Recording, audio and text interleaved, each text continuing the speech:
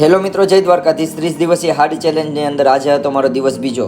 તો આજે વહેલી સવારે 3 વાગે ઉઠી, પછી ઠંડા પાણીથી મેં કર્યું સ્નાન અને પછી ફટાફટ થઈ ગયો હું ત્યાર। પછી મહાદેવને જળાભિષેક કર્યો અને પછી શરૂ કર્યા અમે મારા જાપ। પછી હનુમાન ચાલીસાના પાઠ કરી અને ગરમ પાણીની બોટલ ભરી બાઇક લઈ અને હું સીધો પહોંચી ગયો હનુમાન દાદાના મંદિરે। ત્યાં દાદાના આશીર્વાદ લીધા અને પછી સ્ટ્રેચિંગ અને સાથે સાથે કર્યું થોડું વોર્મઅપ અને પછી મેં શરૂ કર્યું આજનું રનિંગ। અને આજે મેં ટોટલ 3 કિલોમીટરનું રનિંગ કમ્પ્લીટ કર્યું, જે તમે ઉપર રિંગમાં જોઈ શકો છો।